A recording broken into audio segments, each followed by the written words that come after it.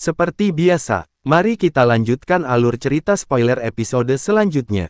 Sebelumnya, tepat ketika tangan Qingyan akan menghantam kepala Xiao Yan, teriakan dingin Ziyan yang berisi tekanan membuat tubuhnya langsung kaku dan bergetar. Tekanan semacam ini berasal dari jiwa dan garis keturunannya. Bahkan dia buru-buru mundur secara eksplosif. Sementara sosok Qingyan menarik mundur. Sebuah pilar ungu keemasan tiba-tiba keluar dari kuali besar. Ini menembus ruang kosong dan menabrak tubuh Qingyan. Boom! Cahaya ungu keemasan meledak di tubuh Qingyan. Tenggorokannya terasa manis saat dia mengeluarkan seteguk darah segar. Tubuhnya juga terbang mundur dengan cara yang menyedihkan. Ketika Qingyan dikirim terbang, Siasa dan para ahli lainnya, yang bertempur dengan kelompok Heiqing mengalami perubahan drastis. Mereka buru-buru mengangkat kepala mereka ke arah kuali besar. Keturunan bangsawan sejati, telah bangkit. Mata Heiqing melihat pada kuali besar saat dia bergumam dengan gembira. Sementara itu, api yang sangat membakar di dalam kuali perlahan-lahan padam dan sosok Ziyan perlahan muncul. Saat ini, Ziyan tidak lagi memiliki penampilan seorang gadis kecil. Sebaliknya, dia telah berubah menjadi wanita dewasa. Sepasang sayap ungu emas setinggi 30 meter dengan lembut mengepak di punggungnya. Sayap Poniks surgawi, tubuh naga kuno. Kegembiraan di wajah Heiqing semakin kental ketika dia melihat sepasang sayap ini. Dia tiba-tiba berlutut di langit. Suara hormatnya mengandung pengabdian yang berasal dari hatinya. Salam yang mulia, Kaisar Naga. Setelah Heiqing berbicara, para ahli dari Pulau Naga Timur juga segera berlutut dan memberi salam. Namun karena Siasa, Qingyan, dan para ahli lainnya bukan dari Pulau Naga Timur, mereka tidak bertindak seperti Heiqing. Meskipun mereka telah merasakan tekanan yang berasal dari garis keturunan. Siasa, Qingyan, kalian semua sangat berani. Kalian bahkan tidak berlutut setelah melihat Kaisar Naga. Heiqing mendongakkan kepalanya dan tiba-tiba berteriak marah. Qingyan dan Siasa tertawa kering ketika mendengar teriakan sengit Heiqing. Kami telah melihat Kaisar Naga, tetapi kami semua adalah bawahan dari Raja Naga. Kami akan datang dan bertemu dengan Kaisar Naga di masa depan ketika kami punya waktu. Keduanya tidak lagi berani untuk bertahan lebih lama. Tubuh mereka dengan cepat menarik mundur. Bajingan! Heiqing sangat marah ketika melihat orang-orang ini berbalik untuk melarikan diri. Namun Ziyan, yang baru saja melangkah keluar dari kuali besar, melambaikan tangannya. Sayapnya mengepak dan tubuhnya muncul di depan Xiao Yan yang matanya sudah tertutup. Kemudian, tangannya dengan lembut ditempatkan di dahi Xiao Yan. Cahaya ungu keemasan dengan cepat memasuki tubuh Xiao Yan dan membungkusnya. Jagalah dia dengan baik dan biarkan dia beristirahat. Tinggalkan masalah Pulau Naga padaku. Ziyan menyerahkan Xiao Yan pada Heiqing dan memberi perintah. Heiqing buru-buru mendukung Xiao Yan dengan sikap hormat. Setelah itu, dia memegang Xiao Yan dalam pelukannya saat dia dengan cepat mundur. Setelah Heiqing mundur, mata ungu keemasan Ziyan melayang di sekitar Pulau Naga kuno. Sayapnya mengepak dengan lembut dan tubuhnya segera muncul tinggi di langit. Cahaya ungu keemasan yang kaya terus menyebar dari dalam tubuhnya dan tersebar di setiap sudut Pulau Naga kuno. Ini, tekanan darah yang kuat. Itu, Kaisar Naga. Semua medan pertempuran di Pulau Naga kuno berhenti hampir seketika ketika cahaya ungu keemasan menyebar.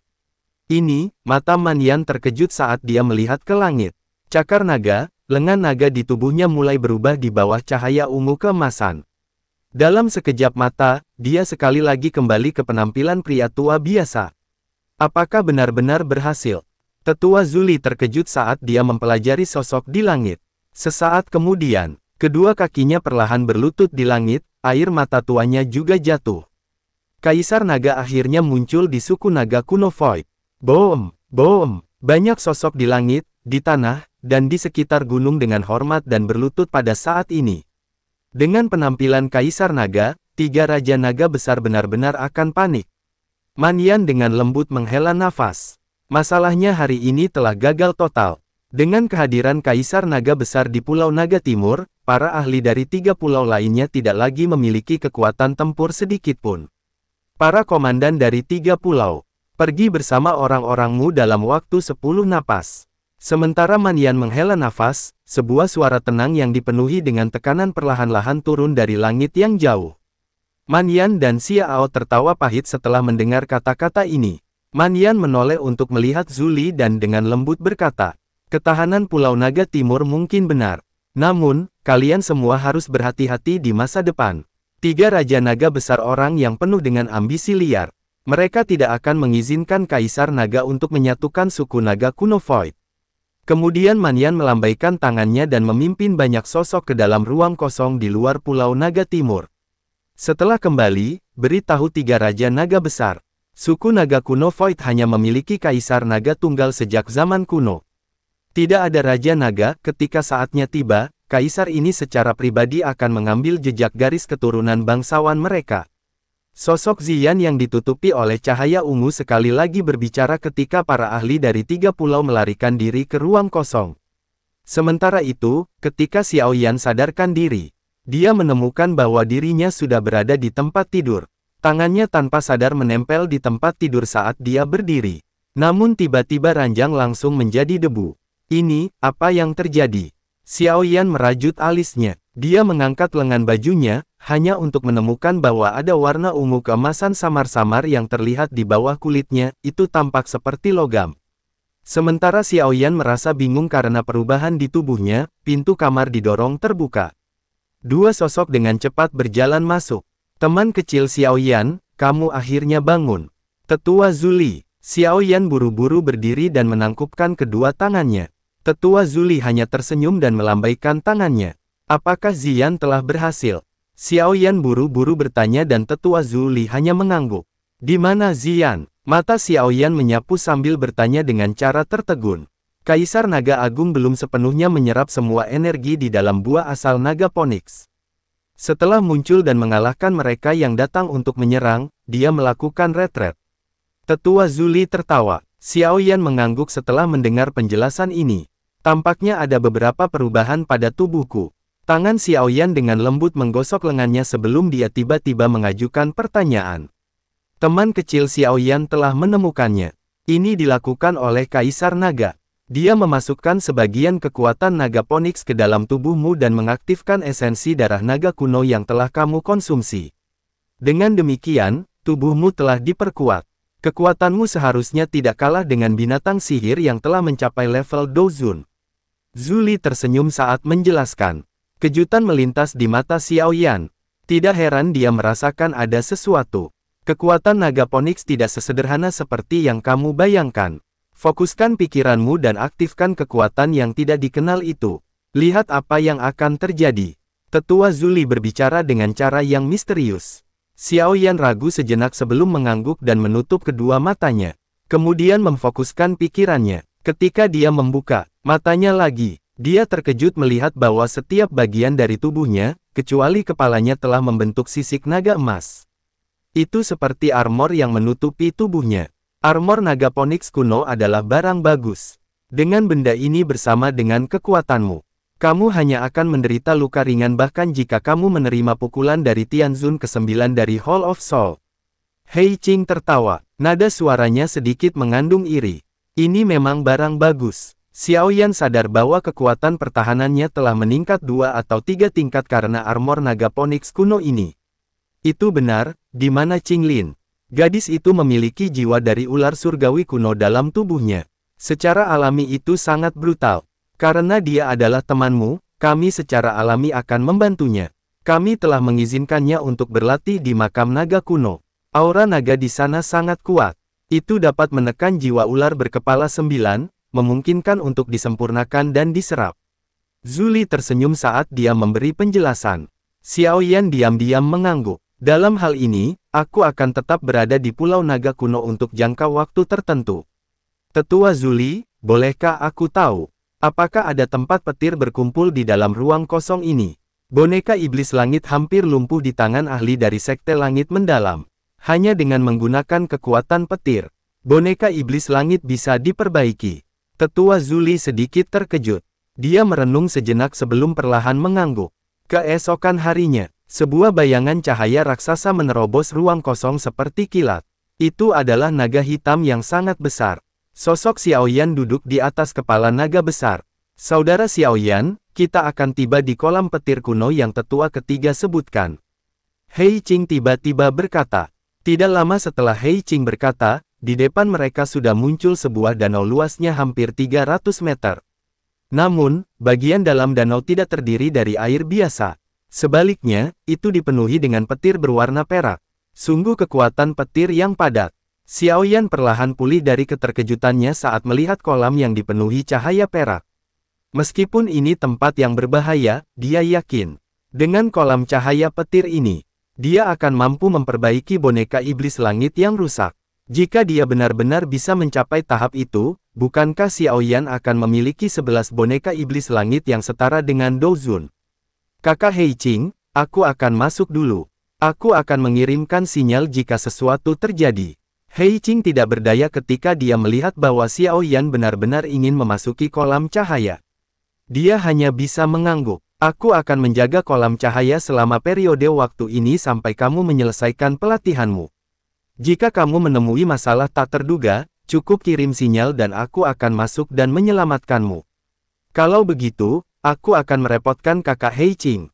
Xiao Yan tersenyum sedikit. Kemudian jari-jari kakinya menekan kepala naga besar dan tubuhnya bergegas memasuki kolam petir dan api surgawi dengan cepat melonjak dan melilit tubuhnya. Boom, boom, boom. Petir perak seperti ular terus meledak dalam kolam cahaya. Namun di bawah perlindungan api surgawi, itu tidak berpengaruh pada Xiao Yan. Setelah masuk lebih dalam hampir 100 meter ke bawah, Xiao Yan akhirnya berhenti, mulai duduk bersila dan menenangkan pikirannya. Melambaikan tangannya, boneka iblis langit yang telah dipukuli oleh tetua dari Sekte Langit Mendalam perlahan muncul. Dia perlahan mendorong boneka ke depannya. Tempat itu adalah salah satu tempat kekuatan petir yang dikumpulkan secara khusus. Boom, boom, boom. Banyak aliran petir menyambar boneka dari segala arah. Di bawah sambaran petir yang terus-menerus, tubuh emas gelap boneka iblis langit benar-benar mulai menjadi cerah. Beberapa penyoknya secara bertahap menonjol sekali lagi. Menurut kecepatan ini, boneka iblis langit mungkin bisa benar-benar sembuh dalam waktu setengah bulan. Aku ingin tahu apakah 10 boneka iblis bumi yang kumiliki dapat sepenuhnya diperkuat menjadi boneka iblis langit. Xiao Yan tersenyum saat menyaksikan boneka iblis langit yang diperbaiki. Dia ragu sesaat sebelum tiba-tiba menjentikkan jarinya. Dan 10 boneka iblis bumi muncul di sampingnya sebelum perlahan duduk melingkarinya. Setengah bulan berlalu dalam sekejap mata. Selama periode ini, Xiao Yan tidak terlalu peduli dengan boneka. Setelah menyerap energi liar dan kekerasan yang terkandung dalam kolam cahaya, dia bahkan samar-samar bisa menyentuh penghalang Dou Zun bintang 5. Menambahkan 5 tetes esensi darah naga kuno. Dia samar-samar merasa seolah-olah akan melakukan terobosan. Ini adalah, Xiao Yan mengerutkan kening saat melihat kulit emas gelap di dada boneka iblis langit muncul sebuah retakan. Yang artinya, boneka telah mencapai batasnya untuk menyerap kekuatan petir. Dengan menyesal, dia hanya bisa memasukkan kembali boneka iblis langit ke cincin penyimpanannya. Setelah itu, matanya sejenak mendarat pada 10 boneka iblis bumi lainnya yang baru memunculkan bintik-bintik emas. Setelah bintik-bintik emas menutupi seluruh boneka iblis bumi, barulah mereka akan dipromosikan menjadi boneka iblis langit. Hari demi hari berlalu di dalam kolam petir. Xiao Yan duduk seperti biksu tua yang bermeditasi tanpa bergerak. Barulah pada hari ke-10 dia membuka matanya. Petir melesat keluar dengan dahsyat bagaikan seekor naga raksasa saat Xiao Yan menghembuskan nafas. Dou Zun bintang 5 ya. Xiao Yan perlahan merasakan aura tubuhnya. Kemudian tatapannya melirik 10 boneka di sampingnya. Tubuh 10 boneka iblis bumi saat ini telah berubah menjadi warna kuning keemasan. Mereka telah berhasil maju menjadi boneka iblis langit. Hal-hal baik datang berpasangan. Hari ini benar-benar hari yang baik. Xiao Yan tanpa sadar tertawa terbahak-bahak. Dia segera berdiri dan meregangkan tubuhnya. Namun, dia baru saja akan memeriksa 10 boneka iblis langit saat jantungnya tiba-tiba berdebar kencang. Mengangkat kepalanya, matanya melihat ke bagian terdalam dari kolam petir. Fluktuasi energi yang sangat kuat dipancarkan dari tempat itu. Detik berikutnya, badai tak terlihat melesat dari sana. Petir yang menakutkan langsung musnah dimanapun angin ini lewat. Sungguh angin yang menakutkan. Rambut di sekujur tubuh Xiao Yan tiba-tiba berdiri tegak ketika dia merasakan angin tak terlihat ini. Sementara kulit di kepala Xiao Yan mati rasa, terlihat sosok yang sangat menyedihkan melarikan diri dari area tempat angin bertiup kencang. 10 petir hitam pekat yang sangat besar mengikuti di belakangnya seperti naga hitam. Melihat 10 petir hitam pekat, Xiao Yan buru-buru mengembalikan 10 boneka iblis langit dengan kecepatan seperti kilat, berbalik, dan melarikan diri tanpa ragu-ragu.